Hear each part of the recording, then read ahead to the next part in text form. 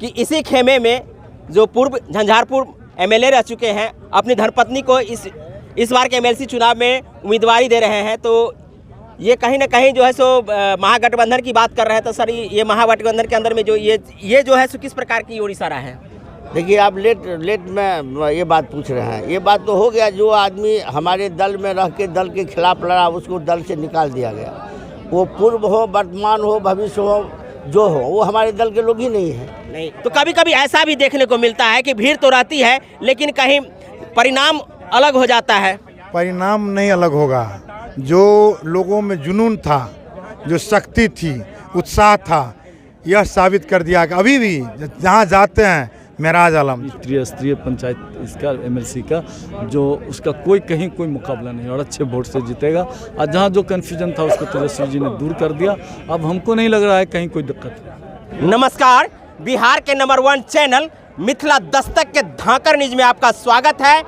अभी हम मधुबनी हवाई अड्डा पर पहुंचे हैं जहां माननीय बिहार के पूर्व उप मुख्यमंत्री श्री तेजस्वी यादव जी इस मंच को संबोधित किए थे। राजनगर विधानसभा के पूर्व एमएलए श्री राम अवतार पासवान जी हैं और इनसे जानकारी लेंगे कि मेराज आलम जी इस बार के एमएलसी चुनाव में किस प्रकार की तैयारी करके आए हैं और साथ में राजद के माध्यम से उन्हें किस प्रकार का समर्थन मिल रहा है। देखिए, मेराज आलम हमारे महागठबंधन समर्थित आरजेडी के उम्मीदवार है।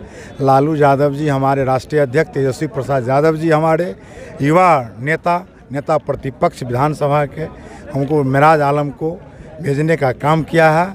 और जो जनसैलाब आज देखने का काम किया हवाई अड्डा पर, यह साबित होता है कि कोने कोने से जो जनप्रतिनिधि, पंचायत प्रतिनिधि पहुँचे हैं, यह साबित कर दिया कि मेराज आलम अपार बहुमत से जीतने का काम करेंगे और पटना जाने का काम करेंगे। जो भीड़ आज इकट्ठा हुई थी उसी भीड़ के आलोक में ये आज आश्वस्त करवा रहे हैं कि आने वाले समय में मेराज जी एमएलसी बनकर मधुबनी से जाएंगे। तो कभी कभी ऐसा भी देखने को मिलता है कि भीड़ तो रहती है लेकिन कहीं परिणाम अलग हो जाता है। परिणाम नहीं अलग होगा। जो लोगों में जुनून था, जो शक्ति थी, उत्साह था, यह साबित कर दिया कि अभी भी जहाँ जाते हैं मेराज आलम। चूँकि लालू जी का आशीर्वाद है, तेजस्वी जी का आशीर्वाद है और जनप्रतिनिधि हमारे पंचायत प्रतिनिधि समझ चुके हैं कि जो भी उम्मीदवार वो हवाई हो रहा है, वो हवाई हो रहा है। मेराज आलम ही हमारे जनप्रतिनिधि के मान सम्मान देने का काम करेंगे, इसलिए मेराज आलम ही एमएलसी बनेंगे, यह तय है।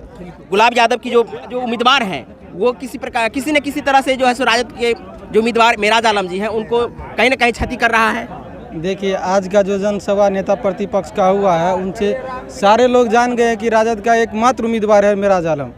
राजद में कहीं 2 उम्मीदवार नहीं है। नेता प्रतिपक्ष सारा चीज़ बता दिए थे, यहीं पे मंच से ही बता दिए थे कि कुछ लोग भ्रम फैला रहे हैं कि हम सर्टिफिकेट जीत के उन्हीं के कदमों में रखेंगे। यह भ्रम नहीं फैलाएं। एकमात्र उम्मीदवार है राजद का उम्मीदवार, महागठबंधन के समर्थित उम्मीदवार मेराज आलम। बाहुबली के पूर्व विधायक उमाकांत यादव जी से बात करेंगे कि मेराज आलम जी के संदर्भ में जो उम्मीदवारी जता रहे हैं, क्या कहना चाहेंगे सर? मेराज आलम जी राजद के और महागठबंधन समर्थित उम्मीदवार हैं।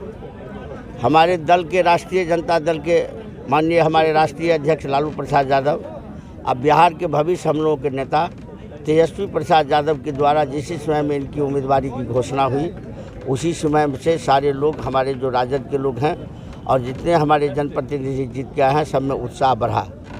और अभी जो स्थिति हम लोग जिला में देखे हैं, हमारे यहाँ राजद और महागठबंधन से अधिकतर लोग जीत के आए हुए हैं। इससे पंचायती राज में सारे लोगों में उत्साह है।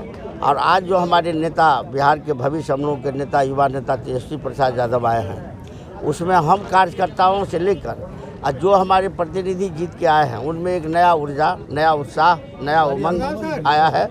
और मेराज साहब बहुत अधिक वोट से जीतेंगे, बहुत अधिक वोट से जीतेंगे। इसी खेमे में जो पूर्व झंझारपुर एमएलए रह चुके हैं अपनी धर्मपत्नी को इस बार के एमएलसी चुनाव में उम्मीदवारी दे रहे हैं। तो ये कहीं ना कहीं जो है सो महागठबंधन की बात कर रहे हैं। तो सर ये महागठबंधन के अंदर से किस प्रकार की ओर इशारा है? देखिए, आप लेट में ये बात पूछ रहे हैं। ये बात तो हो गया, जो आदमी हमारे दल में रह के दल के खिलाफ लड़ा उसको दल से निकाल दिया गया। वो पूर्व हो, वर्तमान हो, भविष्य हो, जो हो वो हमारे दल के लोग ही नहीं हैं। नहीं और दूसरी बात ये है जो यहाँ एक वही थोड़े में है, 55 है। जब हम प्रजातंत्र में हैं, प्रजातंत्र में चुनाव हो रहा है तो बहुत सारे उम्मीदवार हैं, वो भी होंगे और भी लोग हो सकते हैं, उनका कोई यहाँ मतलब नहीं है। इस बार के एमएलसी चुनाव में किस प्रकार की प्रतिद्वंदी अपने मिराज आलम जी के सामने में इस बार फेस होने वाली है? कोई प्रतिद्वंदिता मिराज आलम के सामने में नहीं है। सिंगल नेता है मधुबनी का, मधुबनी त्रिस्तरीय पंचायत इसका एमएलसी का, जो उसका कोई कहीं कोई मुकाबला नहीं और अच्छे वोट से जीतेगा। और जहाँ जो कन्फ्यूजन था उसको तेजस्वी जी ने दूर कर दिया। अब हमको नहीं लग रहा है कहीं कोई दिक्कत।